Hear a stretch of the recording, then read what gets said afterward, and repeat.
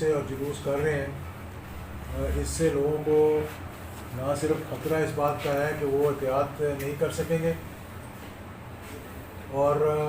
خاص طور پر حکومت جو کہ تنبیہ کر رہی ہے کہ ایس او پیز کو فالو کیا جائے، اور این سی او سی کی طرف سے ہدایات آ رہی ہیں، شادی ہال جو ہے وہ بند کرنے کے لیے 20 تاریخ دے دی گئی ہے، لیکن دوسری طرف ایک دوسرے سے بڑھ کر جلسے کرنے کی کوشش کر رہے ہیں، اور وہاں پر کوئی جو ہے وہ ماسک پہن کر نہیں آ رہا۔ تو اگر خدا نہ خواستہ یہ چیز ہاتھ سے نکل گئی تو اس کی تمام تر ذمہ داری جو ہے وہ حکومت پر ہوگی، اپوزیشن پہ تو نہیں، کیونکہ اپوزیشن کا کام ہی الٹے کام کرنا ہے، اور وہ بڑے خوش اسلوبی کے ساتھ وہ کر رہے ہیں۔ تو پہلی تو اس بات کا میں کہوں گا کہ خاص طور پر اپنے یہاں کے لوگوں کو، بہاول نگر کے، اور جو بھی بات جس تک بھی یہ پہنچے، کہ خاص طور پر ان دنوں میں جب ایک اور اسپائک آئی ہوئی ہے، بہت احتیاط کی ضرورت ہے۔ دوسرے آپ نے دیکھا ہوگا کہ ہم نے پچھلے دنوں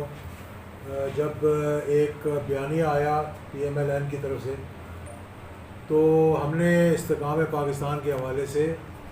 ایک کچھ میٹنگ شروع کی، جس میں ہم بڑی کامیابی کے ساتھ الحمدللہ راولپنڈی میں، اس کے بعد لاہور میں، اور اس کے بعد ڈسکے میں ہم نے کی ہے، اور اب پشاور کا میں دورہ کر کے آیا ہوں۔ اب اگلا ہمارا استحکام پاکستان کا جو جلسہ ہے وہ پشاور میں ہوگا، اور اس کے بعد پھر بہاولپور، پھر فیصل آباد، اور اس کے بعد پھر کراچی میں۔ تو کہنا میں یہ چاہ رہا تھا کہ یہ جو بیانیہ ہمارے سابق وزیر اعظم کی طرف سے آیا، جو 3 مرتبہ اس ملک کے وزیر اعظم رہ چکے ہیں، مجھے آپ یقین جانیں کہ دلی طور پر بڑا صدمہ ہوا اس پر، اور کہ ہم ان کے ساتھ بھی رہے، اور نہ صرف ساتھ رہے بلکہ ان کو وزیر اعظم پہلی مرتبہ بنانے کے لیے ہم نے اپنی طرف سے قربانیاں بھی دیں، محنت بھی کی۔ دوسری دفعہ وزیر اعظم بنانے کے لیے ہم نے جیلیں بھی کاٹیں، اور 4 مرتبہ میں جیل میں گیا، اور شیخ رشید صاحب اور دیگر جو ہے وہ سال 1.5 جیل میں رہے۔ تو اس کا مقصد یہ تھا کہ ہم سمجھ رہے تھے کہ یہ ایک وزیر اعظم جو ہیں، یہ ایک دائیں بازو کے دین پسند یعنی اور پاکستان کے نظریے پہ چلنے والے جو ہیں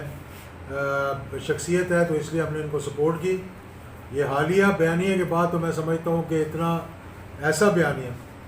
جس میں کہ آپ اس وقت جب کہ ہمارے بارڈرز کے اوپر ٹینشن ہے، جس وقت کہ افغانستان کا مسئلہ سیٹل نہیں ہوا، جب کہ پاکستان کے اندر دہشت گردی فروغ پا رہی ہے، اور آپ ایک ادارے کو ٹارگٹ کرنا شروع کر دیں، اور پھر لوگوں کو یہ بتائیں کہ جناب آپ باہر نکلیں تو یہ آپ کو کچھ کہیں گے نہیں۔ لازمی بات ہے، فوج بھی عوام میں سے ہے، اور فوج لوگوں پر نہیں کرتی اس قسم کی بات کہ کہیں آمنے سامنے ہو جائے لوگوں کا اور فوج کو گولی چلانی پڑ جائے۔ لیکن میں یہ بات واضح کرنا چاہتا ہوں کہ جس بات کا حوالہ میاں نواز شریف دے رہے ہیں، وہ ایک ایسے شخص کے خلاف جو کہ سویلین مارشل لاء ایڈمنسٹریٹر تھا، جس نے لوگوں کے خلاف دھاندلی کروائی، جس نے الیکشنز کے اندر اپنے مخالفوں کو اٹھایا، تو اس کے خلاف جب ایک مہم شروع ہوئی، اور وہ تھی ختم نبوت کی اور نفاذ شریعت کی، کیا کہتے تھے اس کو، کہ نظام مصطفیٰ کی وہ تھی، جس کے لیے لوگ ایک جذبے کے ساتھ باہر نکلے تھے۔ ایسے لوگوں کے لیے کوئی باہر نہیں نکلتا، یہ ان کی غلط فہمی ہے کہ جو افواج پاکستان کے خلاف اور اپنے دفاع کے خلاف اور ایسا بیانیہ دیں جو کہ دشمن میں بھی ہمت نہیں کہ وہ ایسا بیانیہ لے کر آئے سامنے کہ سپہ سالار کے خلاف۔ اور یہ بات میں پھر ایک دفعہ واضح کر دوں کہ یہ فوج ایک انسٹیٹیوشن ہے۔ یہ بات میں نے میاں نواز شریف کو بھی کئی مرتبہ سمجھانے کی کوشش کی۔ اس میں یہ نہیں ہوتا کہ آپ ایک بچے کا تو منہ چومیں لیکن اس کو کہیں کہ تیرا باپ جو ہے بہت خراب آدمی ہے، اور اسی کی جس کو خراب آدمی کہیں اسی کی بیٹی کا پھر آپ رشتہ مانگنا شروع کر دیں۔ تو یہ اس طرح نہیں ہوتا۔ یہ اللہ کا شکر ہے کہ افواج پاکستان کا رعب آج پوری دنیا کے اندر ہے، اور ہم ایک نیوکلیئر ملک ہیں، اور جو شخص 3 مرتبہ وزیر اعظم رہا اس کو تو زیادہ رسپانسبلٹی لینی چاہیے کہ اس کو تو لوگ سننا چاہتے ہیں کہ یہ کیا بات کرتا ہے۔ اور پھر دوسری بات یہ ہے کہ آپ اتنے دلیر ہیں، آپ اتنا پاکستان کی محبت ہے آپ کے دل میں، فوج کے آپ مخالف ہیں، ہندوستان کا آپ بیانیہ دشمن کا بول رہے ہیں تو آپ پھر پاکستان واپس آئیں. آپ آئے, الحمدللہ آپ کا علاج یہاں بھی بہت بہترین ہوگا. یہاں ساری دنیا علاج کرواتی ہے. چودھری شجاعت صاحب بھی دیکھ لیں اسپتال میں, اللہ تعالیٰ ان کو صحت عطا فرمائے. میں نے ان پہ فون کر کے بھی پوچھا ان کے صحت کے بارے میں, بلکہ پورا پاکستان ان کے لیے دعا گو ہے. تو یہ کرنا چاہیے. دوسری بات یہ ہے کہ پھر مجھے اس سے زیادہ بڑھ کر افسوس اس بات کا ہوا کہ ہمارے جو نادان دوست ہیں جن کے ساتھ ہم نے سیاست کی ہے, کوئی 32 سال 30 سال سے ہم سیاست میں کٹے ہیں, اور جن کو میں سمجھتا تھا کہ یہ بڑے سلجھے ہوئے لوگ ہیں, جب ان کا بیانیہ آپ دیکھیں تو بڑا عجیب و غریب معاملہ آتا ہے. یا صادق صاحب ہماری عزیزداری بھی ہے ان کے ساتھ, رشتہ داری بھی ہے ان کے ساتھ, بڑے اچھے سپیکر رہے وہ. پھر ان کا بیانیہ دیکھیں کہ وہ ایسی بات انہوں نے کی کہ میرا خیال ہے کہ ہندوستان کے علاوہ مطلب اور کسی کو وہ چیز پسند نہیں ہے, اور اس کو ہندوستان نے پھر اچھالا بھی. پھر ہمارے دوسرے دوست جو ہیں جو جماعت کے اندر ہیں, PMLN کے اندر, وہ ایک سے بڑھ کر ایک اس بیانیے کو تقویت دینے کی کوشش کر رہے ہیں کہ شاید اب نواز شریف نے تو وزیر اعظم بننا نہیں, تو اگر ہم زیادہ زور سے بولیں گے تو میرا خیال ہے کہ ہماری باری شاید اگلی دفعہ آ جائے کہ ہمیں دوبارہ وزیر اعظم بنا دیا جائے یا مجھے اپنی جگہ وزیر اعظم بنا دیا جائے. تو اس لیے میں سمجھتا ہوں کہ ان جماعتوں کے اندر بھی واضح طور پر ان کو تھوڑا سا طریقے سے کام لینا چاہیے اور اس قسم کا بیانیہ نہیں لانا چاہیے. ایک زمانے میں الطاف حسین بھی سمجھتا تھا کہ میں بہت بڑا 30 مار خان ہوں. آپ لوگوں نے دیکھا ہوگا کہ اس نے بھی افواج پاکستان کو برا بھلا کہنا شروع کر دیا, رینجرز کو برا بھلا کہنا شروع کر دیا, اور آج یہ حالت ہے کہ پاکستان میں اس کا نام بھی کوئی لینے کو تیار نہیں. تو جو بھی ایسا بیانیہ دے گا جس سے کہ ملک کو نقصان پہنچے گا, جنہوں نے پہلے ملک کو توڑا, ادھر ہم ادھر تم کا نعرہ لگایا, دھاندلی کروائی ان کے خلاف, لوگ باہر نکلے تو ان کو پتہ لگا کہ کس طرح سے مسائل پیدا ہوئے ان کے لیے, اور ان کو کیا عبرتناک سزا بھی ملی کہ ساری دنیا نے دیکھا. دوسری بات جو میں یہ کہہ رہا ہوں کہ سب سے بڑی بات ہے, یہ سارا بیانیہ جو آیا ہے, یہ سارا زور جو لگایا جا رہا ہے, یہ جو گالی گلوچ کی جا رہی ہے, صرف ایک کام کے لیے کی جاتی ہے کہ وہ NRO جس کو شروع ہوا تھا اور جس کے تحت یہ باہر گئے تھے ملک سے, لازم بات ہے ایک ڈیل کے تحت گئے تھے, اس طرح تو کوئی باہر نہیں جاتا, چاہے وہ کورٹ سے بات چیت کی ہو یا اسٹیبلشمنٹ سے کی ہو یا جس سے بھی کر کے باہر گئے تھے. وہ چاہ رہے تھے کہ اس بیانیے کو پایا تکمیل تک پہنچایا جائے, اور اس کے لیے یہ اب اسٹیبلشمنٹ پہ فوج پہ پریشر ڈال رہے ہیں. تو میں اس بات سے خوش ہوں کہ عمران خان جو وزیر اعظم ہیں انہوں نے کم از کم کہا کہ میں اپنی وزارت عظمیٰ چھوڑ دوں گا لیکن NRO نہیں کرنے دوں گا. میں اسٹیبلشمنٹ کو بھی یہ پیغام دینا چاہتا ہوں کہ موجودہ صورتحال میں جب اس قسم کا بیانیہ سامنے آئے جس سے کہ ہماری 6 لاکھ فوج پہ الزام لگائے گئے, جس پہ کہ ہمارے چیف آف آرمی اسٹاف پہ یا DGISI پہ, یہ وہ ادارے ہیں جس سے دنیا کانپتی ہے اور پریشان ہوتی ہے, تو پھر اگر انڈر پریشر آ کے کسی نے NRO کیا تو میں سمجھتا ہوں کہ وہ پاکستان کی نیشنل سیکورٹی کو کمپرومائز کرے. یہ بڑے واضح طور پہ میں کہنا چاہتا ہوں کہ انڈر پریشر آ کر حکومت نے یا اسٹیبلشمنٹ نے یا کسی نے بھی اندرون ملک یا بیرون ملک, کہ ماضی میں جو NRO ہوا تھا اس کی جو جڑیں تھی یا بیس تھی وہ بیرون ملک بنی تھی, اس میں امریکہ انوالو ہوا. جب پرویز مشرف صاحب نے اس ملک کو اتنا نقصان پہنچایا کہ چوروں کے ساتھ بیٹھ کر انہوں نے ایک NRO کر لیا صرف اس لیے کہ میں وردی اتار کے بھی صدر رہ سکوں. انہوں نے نہیں دیکھا کہ میرے 22 کروڑ عوام کا کتنا نقصان ہوگا, میرے ملک کو اس سے کتنا نقصان ہوگا. یہاں پہ جو چوری کیا ہوا ہے یا لوٹی ہوئی دولت ہے اس کو میں کمپرومائز کر رہا ہوں, جس میں کہ $6 ملین جو ہے وہ سوئس اکاؤنٹس میں پڑے ہوئے تھے, 60 ملین کے قریب, 6 کروڑ جس کو کہا گیا تھا, اور بہت سے زیورات, اور پھر یہاں تک کہ سر محل بھی پہلے انہوں نے کہا کہ ہمارا نہیں ہے, اور پھر انہوں نے کہا یہ ہمارا ہے اور اس کو بیچ دیا گیا. میں پاکستان کی عدلیہ سے ایک چھوٹا سا سوال پوچھنا چاہتا ہوں کہ آپ ہر کسی کو یہ کہہ رہے ہیں, اور نیب سے بھی,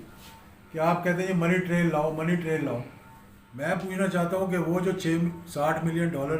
سوئس اکاؤنٹس میں سے نکلے تھے, اور وہ جو سر محل میرا نہیں ہے کہہ کہ میرا ہے اور پھر اس کے بعد اس کو بیچ دیا, جب وہ بیچ دیا وہ پیسہ کہاں گیا؟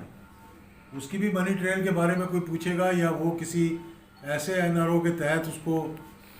سیاہ کو سفید کر دیا گیا ہے تو پھر قوم کو اس بارے میں بھی اعتماد میں لیا جائے. تو میں دوسری بات میں یہ کہنا چاہتا ہوں کہ یہ سیاسی جماعتیں نہیں، یہ بادشاہت ہے ساری. یہاں کوئی سیاسی جماعت نہیں. یہاں پر یہ سمجھتے ہیں کہ ہمارے ورکر جو ہیں یا ہمارے جو ساتھی ہیں یہ ہمارے غلام ہیں، کہ ہمارا دل چاہے گا تو ہم کسی کو پارٹی سے نکال دیں گے، ہمارا دل چاہے گا تو ہم ان کو رکھ لیں گے. میں سب سے پہلے تو مبارکباد پیش کروں گا انتخاب خان چمکنی کو اور اس کی پوری جو پی ایم ایل این کے صوبہ سرحد کے لوگ تھے جنہوں نے یہ آ کر کہا کہ اس بیانیے کے ساتھ نہیں کھڑے ہوئے. اور میں سلام پیش کرنا چاہتا ہوں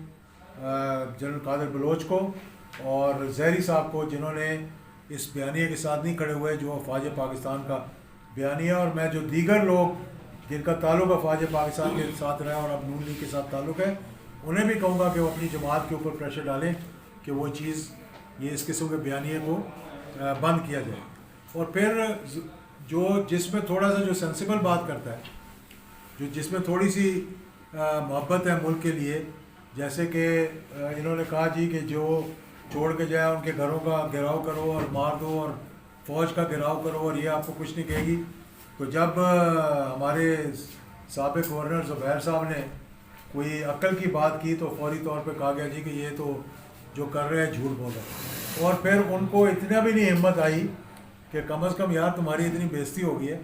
تم اتنے بڑے باپ کے بیٹے ہو اور اتنے بڑے عہدوں پہ رہ چکے ہو تو تم ابھی بھی اس طرح کام کر رہے ہو جس طرح تم پارٹی کے عہدیدار نہیں، ترجمان نہیں، چپڑاسی ہو. میرے خیال میں جو پارٹی کے چپڑاسیوں والی حرکتیں اگر کریں گے تو پھر یہ سیاست میں جمہوریت کو آگے جا کے نقصان پہنچے گا. کسی کو تو کھڑے ہو کر کہنا چاہیے کہ یہ غلط ہے اور یہ صحیح ہے. تو ان چیزوں کو مد نظر رکھنا چاہیے. دوسری بات مجھے ایک اور بھی چیز سامنے آئی، آپ لوگوں نے بھی دیکھی ہوگی کہ اگلے دن 92 نیوز پہ آپ لوگوں نے دیکھا ایک پروگرام آیا جس کے اندر بتایا گیا کہ ہمارے حلقے سے جو ایم ایل اے بنا ہے یہاں سے اس نے کتنے اربوں کا باہر گھپلا کیا ہوا ہے، کتنے ارب وہاں سے لے کر بھاگا ہوا ہے جو واپس دبئی نہیں جا سکتا. میرا خیال ہے کہ اس کو بھی چاہیے کہ وضاحت پیش کریں، کیونکہ یہ جماعتیں جو ہیں یہ پیسے لے کے ٹکٹ دیتی ہیں، یہ نہیں دیکھتی کہ یہ ہمارا لائل ہے، یہ ہمارا بندہ ہے. اور اس کے تو مجھے پتہ لگا ہے کہ یہ بہت سے لوگوں کا فرنٹ مین تھا. اور اس دن جو ٹی وی پہ بتایا گیا کہ اسحاق ڈار کے بیٹے کو بھی اس نے مطلب کہ اس کے ساتھ بھی کوئی جعل سازی کی ہے. تو یہ چیزیں میں ان سے کہوں گا کہ آپ وضاحت کریں. آپ اس حلقے کو ریپرزینٹ کر رہے ہیں جس کو ہم بھی ریپرزینٹ کر چکے ہیں، اور اس حلقے کے لوگوں نے اگر ہمیں ووٹ نہیں دیا، آپ کو ووٹ دیا، تو ہم نے اس کو ایکسیپٹ کیا کہ چلو جی کبھی یہ جیت ہوتی کبھی ہار ہوتی ہے. لیکن یہ چیزیں جو ہیں جس میں کہ پتہ لگے کہ جو اس حلقے کے نمائندے ہیں، یعنی کہ میں سمجھتا ہوں کہ اس حلقے کے لاکھوں ووٹرز کی جو ہے وہ دل زاری ہوئی ہوگی جب انہوں نے دیکھا ہوگا کہ ہمارا ایم این اے جو ہے وہ ایک ایبسکونڈر ہے، وہ مطلب بگوڑا ہی کہہ لیں، جو واپس دبئی نہیں جا سکتا اور جس نے وہاں اربوں روپے لوٹے ہیں. ان کو چاہیے کہ پریس کانفرنس کر کے بجائے ایک دوسرے کو گالیاں دینے کے اور اٹینشن ڈائیورٹ کرنے کے اپنے اس معاملات کی وضاحت کریں. کیس بھی کورٹ میں چل رہا ہے تو مجھے امید ہے کہ وہاں بھی یہ لا کر سچ جو ہے اس کو سامنے رکھیں. تو یہ ایک باتیں تھیں میں جو کرنا چاہ رہا تھا آپ لوگوں سے آج یہاں. تو اگر کوئی سوال جواب ہے تو آپ ضرور کر سکتے. ہوئی ہے جس کا نہ تو سانجھا نظریہ ہے نہ سانجھی سوچ ہے. بہت اچھا کیا، حالانکہ ہمارا نظریاتی بہت سخت اختلاف ہے،